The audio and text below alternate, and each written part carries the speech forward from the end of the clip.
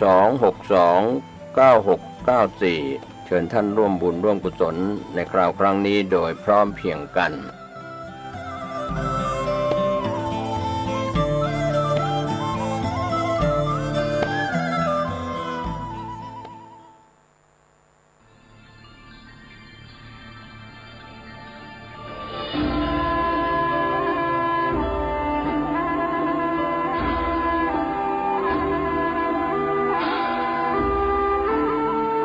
ครูบาขลัง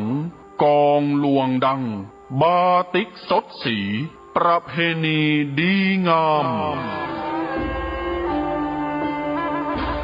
วัดสะปุงน้อยตำบลม่วงน้อยอำเภอป่าซางจังหวัดลำพูนขอเชิญผู้ใจบุญทุกท่านร่วมทำบุญสุนตานงานใหญ่2 วาระหว่างวันศุกร์ที่26และวันเสาร์ที่27พฤษภาคม2566โดยมีกำหนดการดังต่อไปนี้วันศุกร์ที่26พฤษภาคมเวลา1 ทุ่มเป็นต้นไปประกอบพิธีพุทธาภิเษกเสกซ้อมย้อมยศสมเด็จองค์ปฐมต่างมหาจักรพรรดิทรงล้านนาพระประธานศาลาหอฉันอุดมสมสุขวัดสะปุงน้อยเวลา2 ทุ่มแสดงพระธรรมเทศนาอบรมสมโภชองค์พระประธานศาลาหอฉันอุดมสมสุขสมเด็จองค์ปฐมปางมหาจักรพรรดิล้านนาวันเสาร์ที่27พฤษภาคม2566เวลาตี 5ประกอบพิธีเบิกพระเนตรหรือไข่ตาพระเจ้าพระประธานศาลาหอฉันอุดมสมสุขครูบาท่านได้ทำศาสนาเวลา9:39 นาทีพระสงฆ์พิธี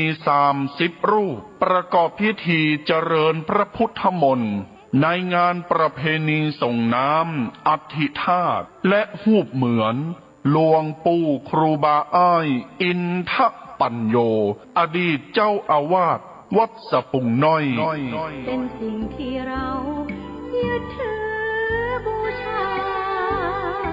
ภายในงานนี้มีมโหรสพสมโภชตลอดทั้งงานเช่นแห่ปืนเมืองประยุกต์คณะเพชรรุ่งนาตราชการประกวดฮ้องเพลงไทยลูกทุ่งแข่งขันประชันกองหลวงล้านนารำวงย้อนยุคและในงานนี้เชิญทุกท่าน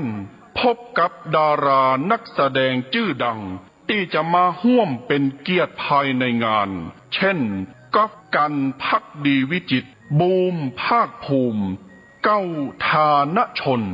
และดารานักแสดงทีมงานละครเรื่องเลือดเจ้าพระยาทางช่อง3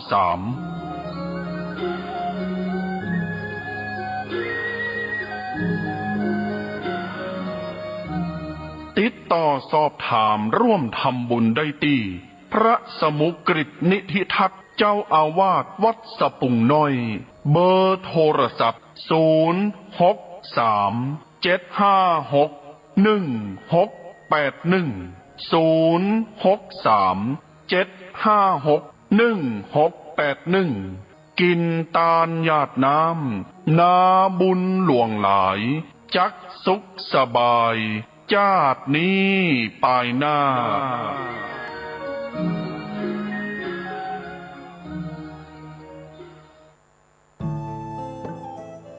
ท่านกำลังติดตามรับฟังสถานีวิทยุกระจายเสียงพระพุทธศาสนาแห่งชาติและสังคมคลื่นเพื่อการศึกษาพระพุทธศาสนาและวัฒนธรรมระบบ FM 104.5 เมกะเฮิรตซ์รายการต่อไปเป็นรายการคดีโลกคดีธรรม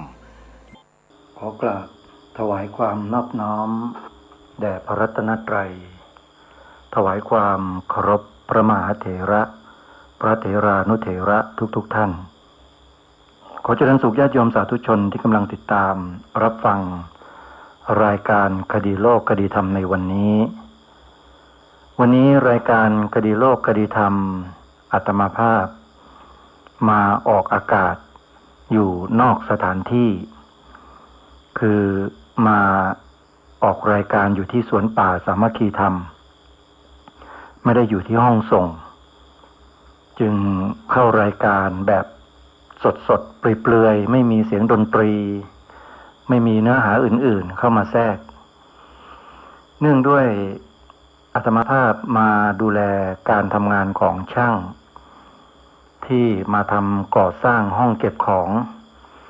ให้กับสวนป่าสามัคคีธรรมซึ่งในครั้งนี้อาตมาภาพเองก็รู้สึกตกใจกับราคาของวัสดุก่อสร้างในท้องตลาดซึ่งบางอย่างเนี่ยขึ้นราคาถึงขนาด4 เท่าเลยฮะ4 เท่าตัวนะโยมตกใจ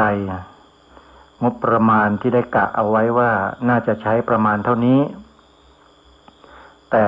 เอาเข้าจริงๆแล้วมันสูงกว่าที่คิดไว้เกือบ2 เท่าตัวจึงทำให้อาตมาภาพนี่ก็เลยลำบากใจเพราะว่าก็ไม่รู้เหมือนกันว่าพอช่างทำงานเสร็จแล้วจะมีปัจจัยเพียงพอให้กับช่างที่เขามารับเหมาทำห้องเก็บของนี้หรือเปล่าอันนี้ก็ต้องขอแจ้งขอบอกกับญาติโยมสาธุชนไว้ในเบื้องต้นของรายการในวันนี้พบกันวันนี้วันจันทร์ที่1 พฤษภาคมพระพุทธศักราช 2566 วันขึ้น12 ค่ำเดือน 6สำหรับวันนี้รายการคดีโลกคดีธรรมของงดบทพระราชนิพนธ์เทศนาเสือป่าเอาไว้ก่อนเพราะอาตมาภาพอยู่ต่างจังหวัดไม่สะดวกในการนำเนื้อหาออกอากาศให้กับญาติโยมสาธุชนได้ฟังต่อเนื่องเดี๋ยวกลับไปภายใน2 วันเนี้ยญาติโยมฟังเสียงอาตมาภาพเปลือยๆไปก่อนนะโยมไม่มีคลิปไม่มีเสียงอื่นๆเข้ามาร่วมด้วยแล้วเดี๋ยววันน่าจะเป็นวันพุธนะวันพุธญาติโยมก็จะได้ฟังเทศนาเสือป่าตามปกติต่อจากกันที่แล้วก็คือกันที่8ชื่อกันว่าประวัติการแห่งพระพุทธศาสนากันที่8ที่ญาติโยมได้ฟังจบไปเมื่อวานนี้เนี่ยญาติโยมที่ตั้งใจฟังมาตั้งแต่ต้นก็คงจะตระหนักเป็นอย่างยิ่งว่าความที่เราคนไทยเกิดบนผืนแผ่นดินไทยมีบรรพบุรุษเป็นคนไทยถึงแม้ว่าจะต่างเชื้อสายต่างเชื้อชาติแต่เราก็คือคนไทยทีนี้เมื่อประเทศเราชื่อว่าประเทศไทยประเทศไทยเราก็ต้องมีความเป็นไทยเฉพาะของประเทศของเราทีนี้ความเป็นไทยของประเทศไทยของเราเนี่ยหมายถึงอะไรก็หมายถึงรูปลักษณะอัตลักษณ์เอกลักษณ์สัญลักษณ์ต่างๆของประเทศรวมเรียกว่าความเป็นไทยทีนี้ปัญหามันก็อยู่ที่ว่าการตีความของคนบางคนบางกลุ่มบางพวกเนี่ยพยายามที่จะตีความไปเข้าข้างกลุ่มของตนเองพวกพ้องของตนเองเนี่ยอันเนี้ยต้องระมัดระวังพวกเราเองที่เป็นคนไทยก็ต้องระมัดระวังในการฟังคนเหล่านั้นด้วยฟังไปฟังมาเดี๋ยวเราจะเคลิ้มแล้วก็คล้อยตามคนเหล่านั้นไปซะหมดเมื่อคล้อยตามเขาแล้วก็เกิดความเชื่อเกิดความศรัทธาตามมาเมื่อเกิดความเชื่อความศรัทธาตามมาเราก็จะไปหยิบไปจับเอาสิ่งที่เขาพูดนั่นแหละมาเป็นเครื่องมือมาเป็นเนื้อหามาเป็นวิชาการ แล้วก็นำมาขัดแย้งกับความเป็นชาติของตัวเองโดยไม่รู้ตัวด้วยเหตุนี้รายการคดีโลกคดีธรรมมองเห็นพฤติกรรมและพฤติการของคนเหล่านี้มานานแล้วแต่ไม่สามารถจะบอกกับทุกท่านเอ่ยชื่อเอ่ยนามกลุ่มองค์กรหรือใครที่กล่าวที่แสดงตรงนี้ให้กับท่านสาธุชนได้ฟังออกอากาศได้เพราะตัวตนบุคคลเหล่านี้เนี่ยเขามีการวางแผนไว้อย่างแยบยลในการที่จะต่อสู้ในการที่จะต่อกลอนกับคนไทยของเราโดยอาศัยอะไรทราบไหมท่านผู้ฟัง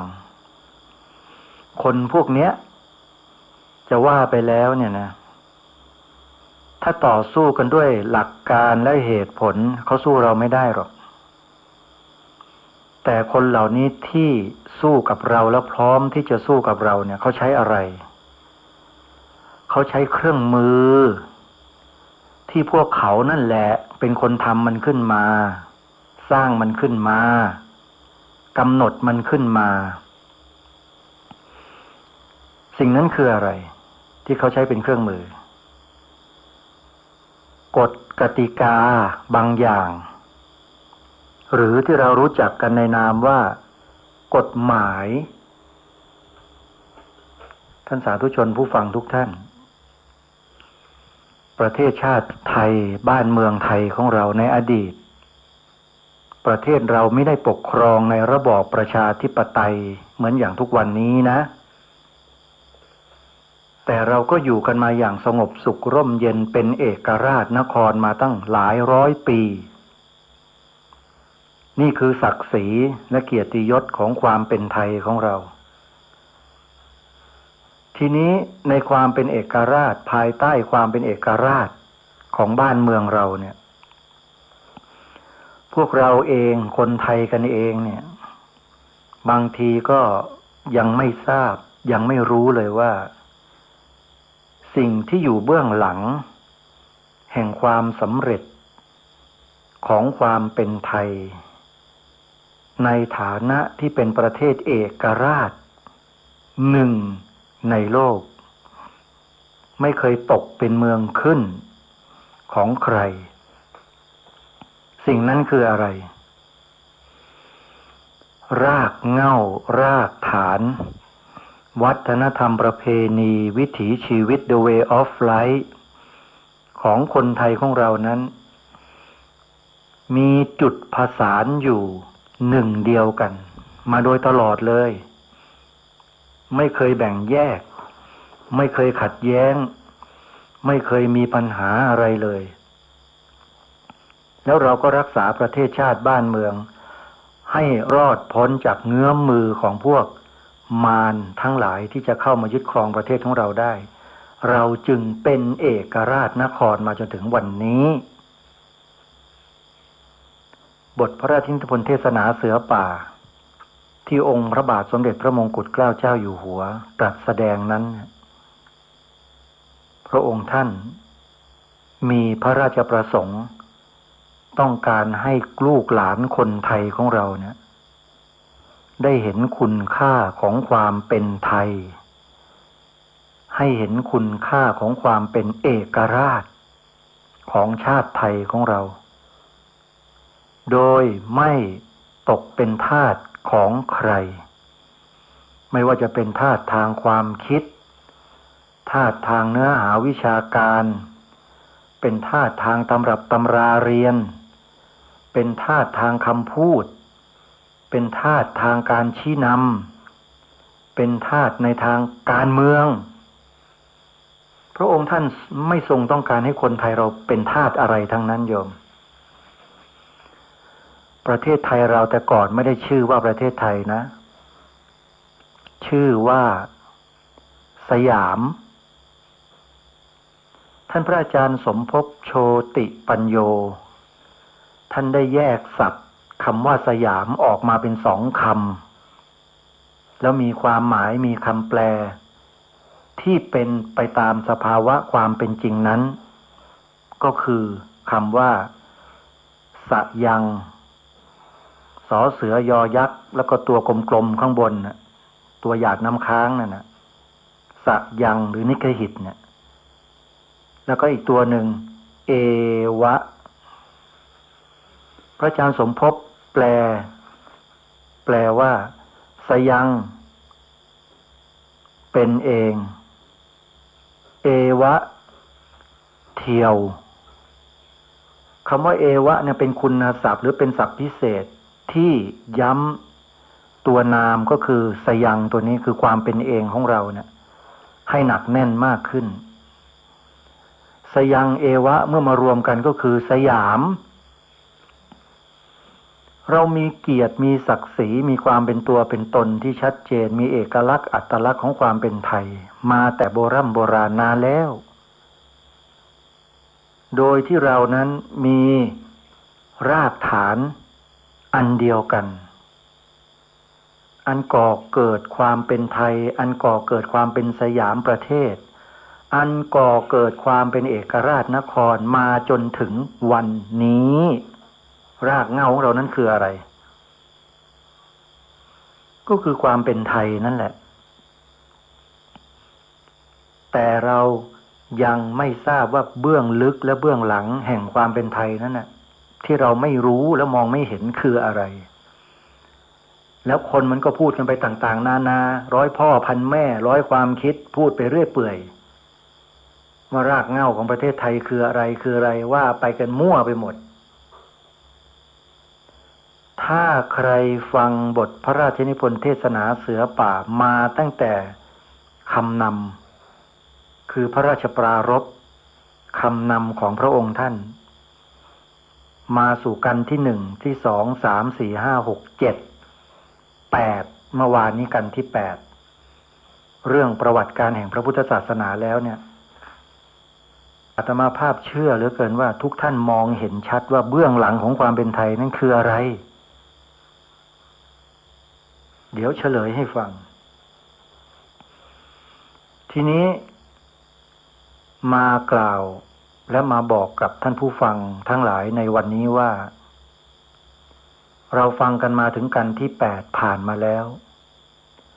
นำเข้าสู่กันที่9กันที่10 11 12โดยลำดับซึ่งจะเป็นเนื้อหาที่พระองค์ท่านตรัสสอนพวกเราคนไทยโดยเฉพาะคนไทยแท้ๆที่นับถือพระพุทธศาสนาคนไทยที่นับถือพระพุทธศาสนานั้นคือคนไทยที่ดำเนินรอยตามเบื้องพระยุคลบาทขององค์พระมหากษัตริย์ทั้งสิ้นทำไมจึงกล้าพูดคำนี้ก็คนไทยนับถือพระพุทธศาสนาเหมือนองค์พระมหากษัตริย์ดำเนินรอยตามเบื้องพระยุคลบาทของพระองค์ท่านพระองค์ท่านทรงนับถืออะไรทรงศรัทธาอะไรคนไทยก็นับถืออันนั้นและศรัทธาอันนั้นตามพระองค์ท่านนี่แหละเขาเรียกว่าความจงรักภักดีของจริงและของแท้ต้องแบบนี้ฮะต้องเป็นพุทธศาสนิกชน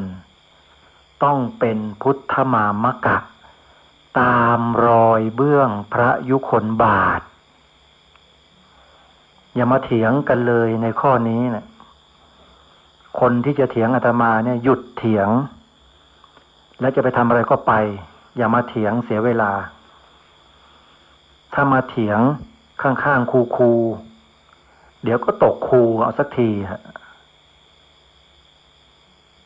เรากำลังพูดถึงประเทศของเราความเป็นเอกราชของเราความเป็นไทยของเราโดยมีพระพุทธศาสนาเป็นรากฐานอันมั่นคงถาวรตลอดกาลศาสนาอื่นอย่ามาพูดอย่ามาเสอะที่จะยกฐานะตัวเองให้เทียบเท่ากับศาสนาพุทธอย่าเสอะอันนี้ขอพูดไว้ก่อนนะมีบางคนนะไม่ได้พูดหมายถึงทั้งหมดนะบางคนอย่าเสอะ เลอะเทอะอยู่อาศัยบนผืนแผ่นดินพุทธแผ่นดินนี้อย่างมีความสงบสุขอย่างสะดวกสบายเนี่ยพอแล้วคุณ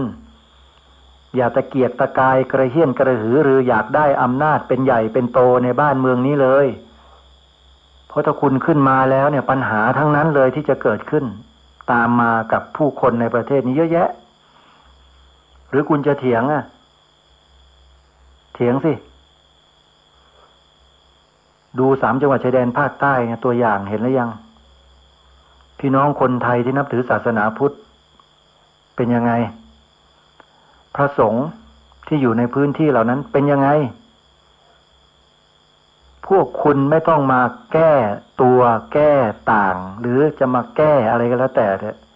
แก้ผ้าเอาหน้ารอดไม่ต้องเราไม่มีวันที่จะเชื่อพวกคุณหรอก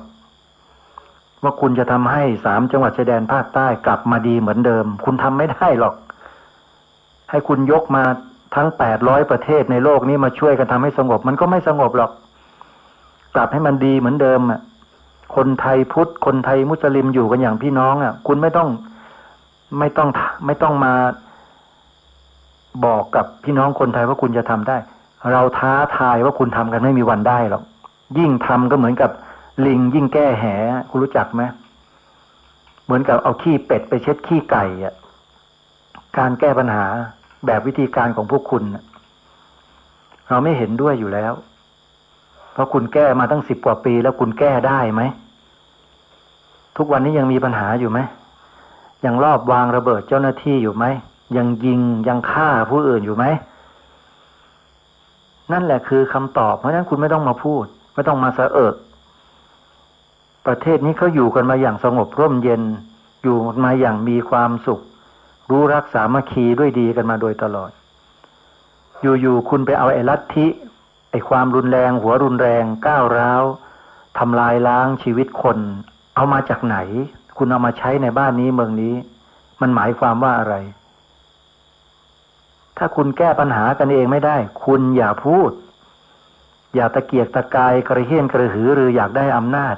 ในบ้านในเมืองนี้คุณหยุดไปเลยเราคนไทยมีปัญญามีความคิดถ้าพูดภาษาหยาบๆก็คือเราไม่ได้โง่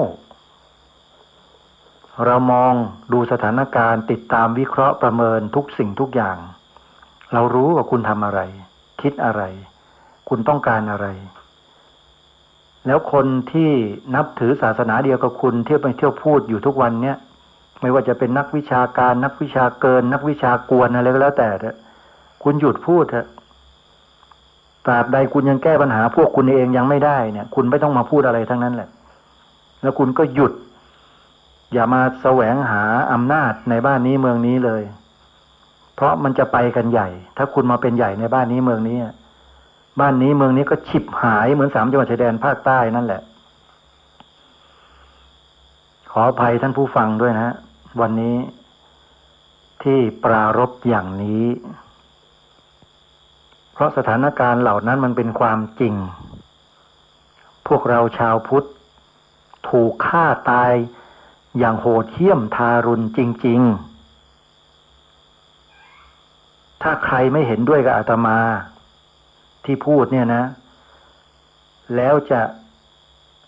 ต่อว่าจะด่าจะจัดการอะไรต่างๆเนี่ยคุณหยุดเลยถ้าคุณทำหรือแม้แต่คุณคิดเช่นนั้นเนี่ยนั่นน่ะคุณน่ะกำลังตกไปอยู่เป็นฝ่ายเดียวกับพวกโจรให้ทราบไว้ด้วยแทนที่จะช่วยกันถ่อช่วยกันพายไม่เอาเท้าหรือเอาตีนราน้ำขออภัยนะใช้ภาษาไทยมันชัดดีใช่ไหมหยุดคุณไม่ต้องมาพูดอะไรทั้งนั้นแหละหน้าที่พวกคุณคือทำให้บ้านเมืองสงบร่มเย็นให้ได้โดยเฉพาะบ้านคุณน่ะที่3 จังหวัดชายแดนภาคใต้น่ะบ้านของพวกคุณน่ะคือทำให้พระสงฆ์เดินบิณฑบาตแล้วไม่กลายเป็นตัวประหลาดเหมือนทุกวันนี้สำหรับชาวบ้านใน3 จังหวัดชายแดนภาคใต้ให้ดีเหมือนดังเดิมถ้าคุณทำได้เราจึงจะเชื่อ แต่ถ้าตราบใดยังทำไม่ได้ไม่มีวันนะที่เราจะเชื่อพวกคุณแล้วคุณก็อย่าแสวงหาเลยอำนาจทางการเมืองในบ้านนี้เมืองนี้เนี่ยคนไทยเขาจับตาดูพวกคุณกันอยู่ทุกฝีก้าวคุณตั้งพรรคการเมืองของคุณกี่พรรคพวกเราก็รู้หมดคุณอยู่ในพรรคไหนบ้างเราก็รู้หมดคุณแทรกแซงอยู่ในหน่วยงานของรัฐหน่วยงานไหนบ้างเราก็รู้หมดอาตมาภาพไม่ได้รู้หรอกแต่หน่วยงานความมั่นคงเขาตามดูอยู่โควต้าที่คุณได้รับจากการไม่ต้องสอบแล้วเข้าไปเป็นโรงเรียนเข้าไปเรียนในโรงเรียนต่างๆมหาวิทยาลัยต่างๆเป็นพยาบาลต่างๆอะไรต่างๆเขาจับตาดูพวกคุณอยู่ทั้งนั้นแหละเขารู้จะดูซิว่าคุณจะทำอะไรฝ่ายความมั่นคงเขาไม่ได้กินแกลบเขากินข้าวเหมือนพวกคุณนั่นแหละแล้วอาหารของเขาก็อุดมสมบูรณ์มันสมองเขาได้รับการฝึกฝนอบรมฝึกปรือมาเป็นอย่างดีเขาคงไม่ปล่อยให้ปัญหาเหล่านี้มันคาราคาซังอยู่ตลอดไปหรอกแล้ววันหนึ่งก็จะเห็นก็จะรู้เองว่าอะไรจะเกิดขึ้นกับพวกคุณแต่ที่แน่ๆก็คือพวกเราที่เป็นผู้ฟังประชาชนคนไทยพี่น้องชาวพุทธของเราทุกท่านทุกคนที่ฟังอยู่ณขณะนี้ทั้งพระสงฆ์สามเณรแม่ชีทุกท่านขอให้พวกเราท่านทั้งหลายจงจำไว้อย่างหนึ่งว่าอย่าประมาทคำว่าอย่าประมาทเนี่ยมันครอบคลุมไปหมด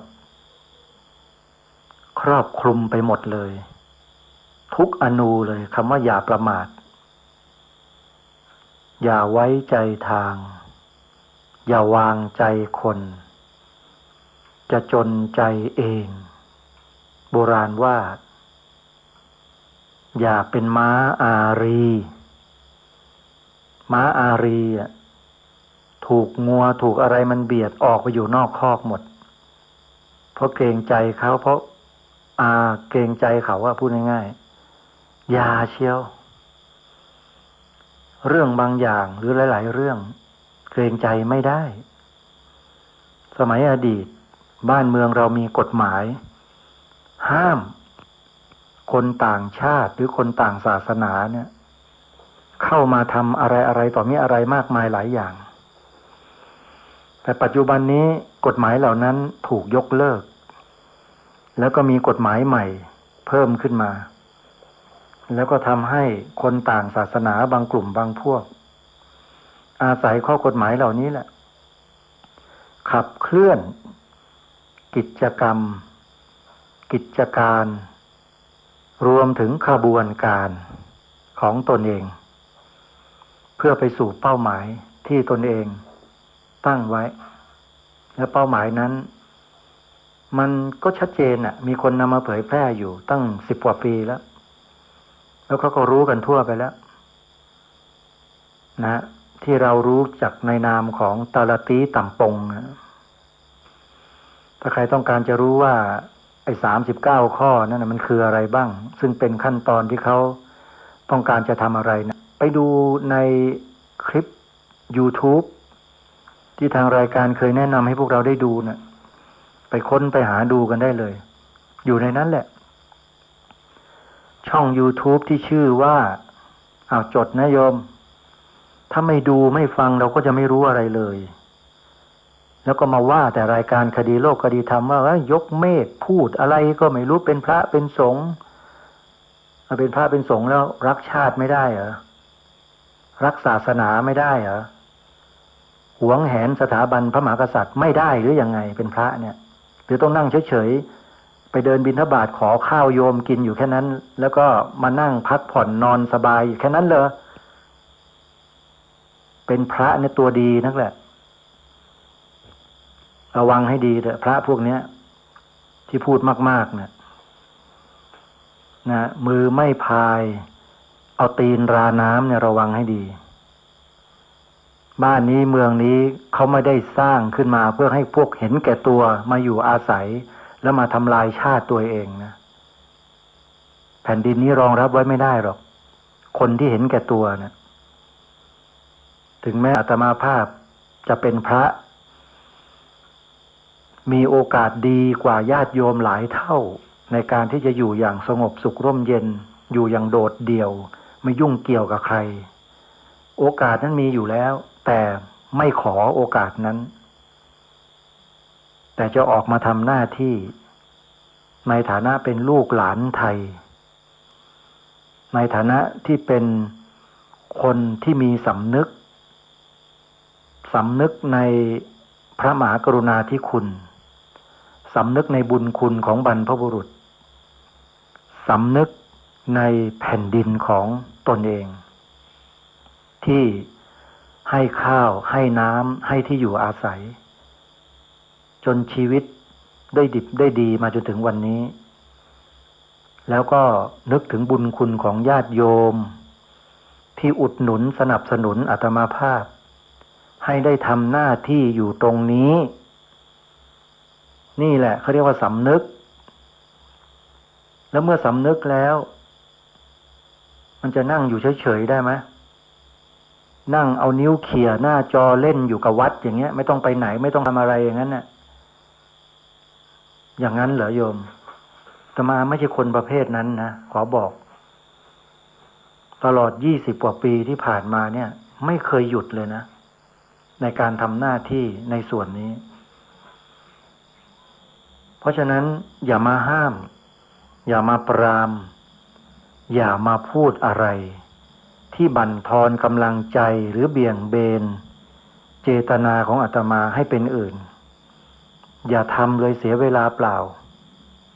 แต่ก็ต้องขอขอบคุณขออนุโมทนาด้วยที่หวังดีแต่อาตมาภาพถือว่าความหวังดีนั้นเป็นสิ่งที่มีค่าขอให้ท่านจงเก็บเอาไว้ในตัวในใจของท่านเถอะอาตมาภาพนั้นไม่ได้เป็นห่วงตัวเองแต่เป็นห่วงชาติห่วงพระพุทธศาสนาห่วงสถาบันพระมหากษัตริย์มากกว่าตัวเองเพราะตัวเองเนี่ยมันก็แค่ประชาชนคนธรรมดาพระธรรมดาไม่ได้มีคุณค่าอะไรมากมายยศถาบรรดาศักดิ์ตำแหน่งก็ไม่ได้มีเหมือนกับท่านอื่นๆเขา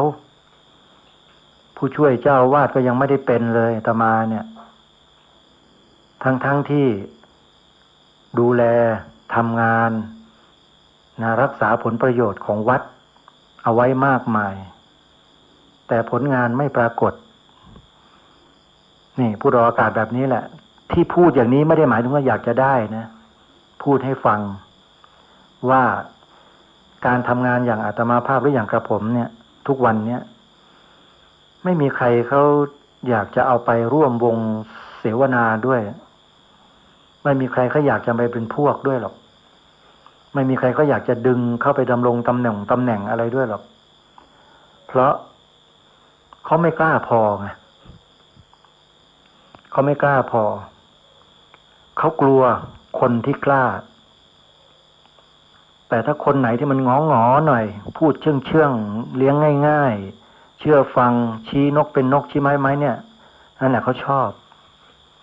เขาก็แต่งตั้งให้อะไรให้มันใช้ง่ายดี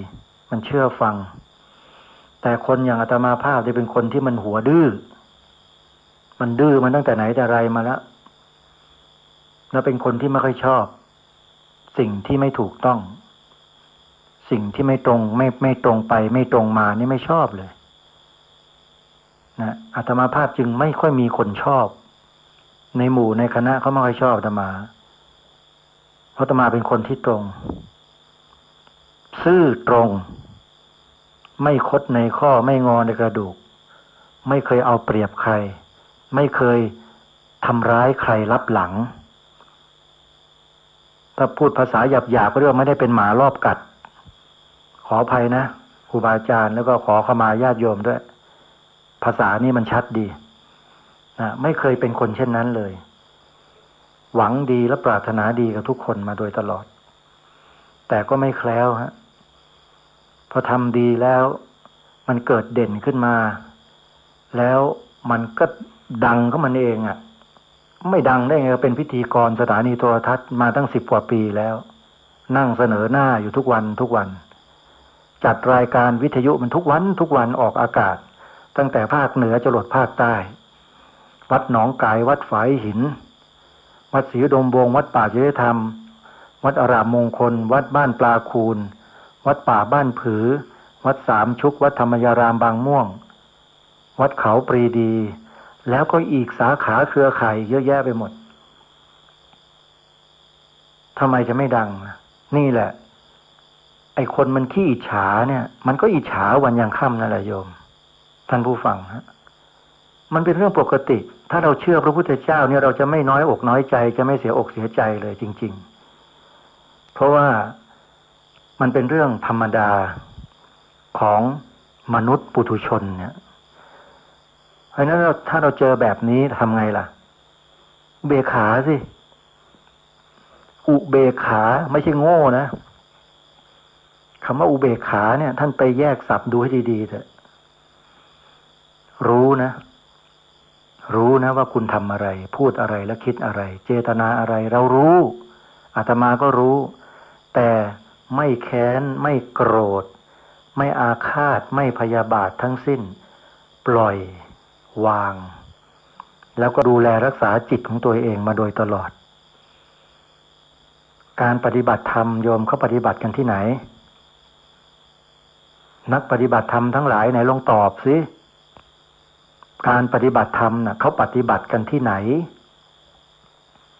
ปฏิบัติกันที่มือที่ขาเหรอเดินจงกรมนั่งสมาธินี่เหรอเขาเรียกว่าปฏิบัติแน่ใจหรือเปล่านะการบำเพ็ญเพียรที่ทำให้บรรลุธรรมได้ที่องค์สมเด็จพระสัมมาสัมพุทธเจ้า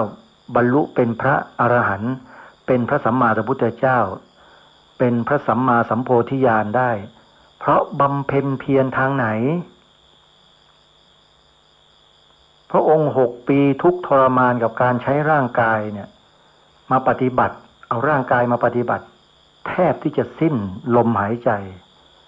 แทบจะสิ้นพระชนพูดง่ายๆยังไม่สำเร็จอะไรเลยแล้วทรงหันมาบำเพ็ญเพียรทางไหนทางจิต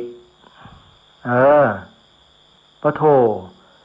นี่แหละคือการปฏิบัติแล้วใครเป็นคนประเมินเราล่ะว่าเราจะได้ธรรมะหรือไม่ได้ธรรมะแค่ไหนอย่างไรได้คุณสมบัติคุณค่าของธรรมะอยู่ในใจแค่ไหนใครประเมินเราได้ในยุคนี้นะในยุคนี้ใครประเมินยุคไหนๆก็ตามเถอะใครประเมินได้ตัวเรานั่นแหละประเมินตัวเราเองได้ประเมินยังไงล่ะ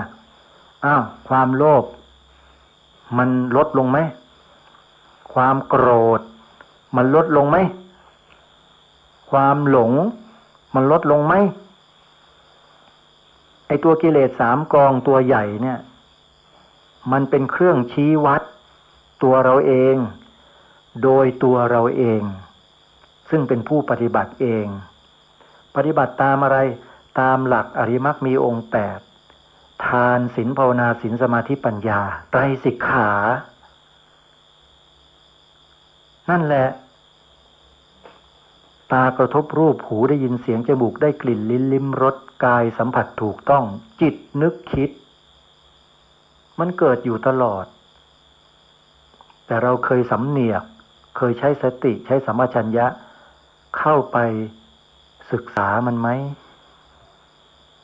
เดินจงกรมก็เดินไปอย่างนั้นแหละหรือนั่งสมาธิก็นั่งไปอย่างนั้นแหละแต่เคยประเมินเคยตรวจสอบเคยทดสอบจิตตัวเองบ้างไหมในขณะที่เรากระทำพูดคิดและทำกิจกรรมต่างๆในชีวิตประจำวันของเราเนี่ยเคยประเมินตัวเองบ้างไหมเรื่องนี้เป็นเรื่องที่จะต้องใช้ระยะเวลาในการฝึกฝนตนเองพอสมควรทีเดียวจึงจะสามารถรู้จิตของตัวเองได้ คือพอตากระทบรูปปุ๊บตัวสัมปชัญญะนี่มาเลยรองรับทันทีตัวสตินำไปก่อนแล้วมันวิเคราะห์มันสังเคราะห์มันประเมินทุกสิ่งทุกอย่างอยู่ในนี้หมดในขณะที่ตากระทบเนี่ยแวบเดียวเท่านั้นเนี่ยนู่นจิตที่มันได้รับการกระทบกระเทือนจากการกระทบทางปัญจทวาราวัชนะเนี่ยมันเกิดอะไรขึ้นนะท่านสาธุชนถ้าใครศึกษาเรื่องวิถีจิตวีธิสังคหะนะซึ่งเป็นปริเฉด1 ใน 9ของพระอภิธรรมมัทธสังคหะถ้าเรียนอยู่ในชั้นเรียนก็อยู่ในชั้นมัชฌิมตรีวีธิสังคหะเนี่ยเราจะเห็นอาการของจิตของเราทันทีเลยปัญจโวกาปัญจทวาราวัชนะวิถีปัญจทวารวิถีเนี่ยที่มันเกิดขึ้นในจิตของสัตว์โลกทั้งหลายทั้งปวงเนี่ยเหมือนกันหมดเลยมันหนีไม่พ้นหรอกเหมือนกับว่าองค์สมเด็จพระสัมมาสัมพุทธเจ้าเนี่ยทรงวางแนวทางไว้หมดแล้วนะแต่เราไม่สำเนียกไม่วิเคราะห์ไม่ประเมินไม่ศึกษาให้ลึกซึ้งลงไปในจิตนะในจิตไม่ใช่ในตำราที่เขียนกันเป็นตัววงกลมแถวอย่างนั้นแค่นั้นนะไม่ได้เรื่องหรอกไปเรียนอยู่แค่นั้นจำอยู่แค่นั้นไม่ได้อะไรได้แต่สัญญาแต่ปรากฏว่าโลภะโทสะโมหะยังเต็มอยู่เลยประโยชน์อะไรล่ะเอามาอวดกันเลยสอบได้ที่ 1อย่างนั้นเหรอขออภัยด้วยนะที่พูดความจริงนักอภิธรรมทั้งหลายถ้าอาตมาภาพไม่ได้เรียนเนี่ยจะไม่พูดอย่างนี้หรอกแล้วก็จะไม่กล้าพูดแบบนี้ด้วยเพราะฉะนั้นเรียนแล้วมันต้องเข้าไปให้ถึงไม่ใช่เรียนก็อยู่ติดอยู่แค่ตำราอยู่นั่นแหละ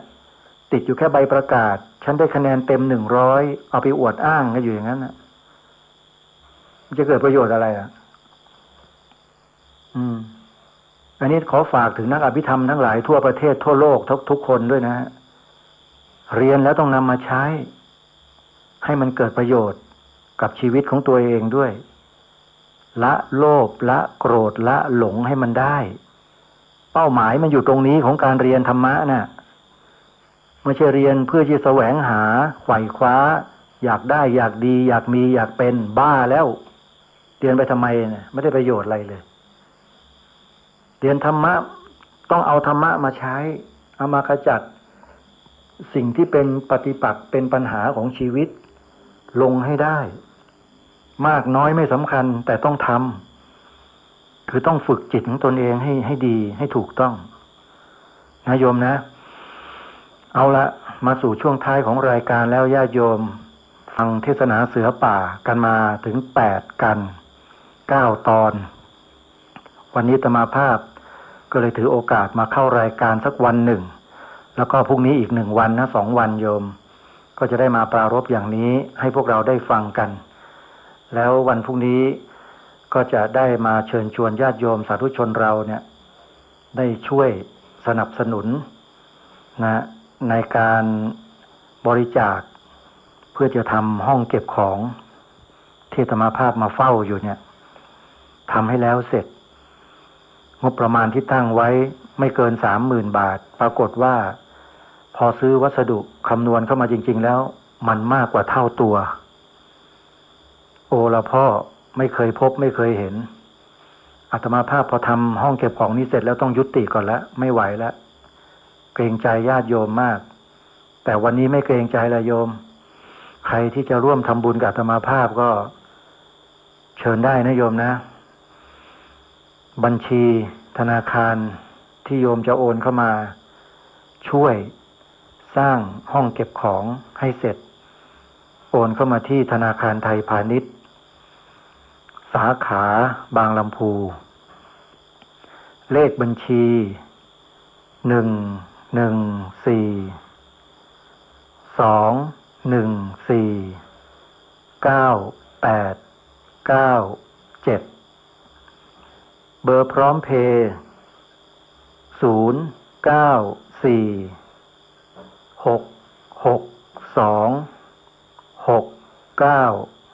0946626940 ขออนุโมทนาบุญกับทุกท่านที่ติดตามรับฟังรายการคดีโลกคดีธรรมมาโดยตลอดวันนี้กับวันพรุ่งนี้อาตมาภาพจะจัดลักษณะนี้ไปก่อนนะโยมนะแล้วเดี๋ยววันพุธก็จะนำเทศนาศิลปะกันที่9มาเปิดให้พวกเราได้ฟังกันกันที่9นั้นมีชื่อว่าความประพฤติแห่งพุทธศาสนิกเดี๋ยววันพรุ่งนี้พบกันใหม่วันนี้ต้องขอสมมุติยุติรายการไว้แต่เพียงเท่านี้ขอความสุขความสวัสดีในธรรมแห่งองค์สมเด็จพระบรมศาสดาสัมมาสัมพุทธเจ้าจงปรากฏเกิดมีขึ้นในจิตใจของท่านผู้ฟังทุกท่านทุกคนเทินขอเจริญพร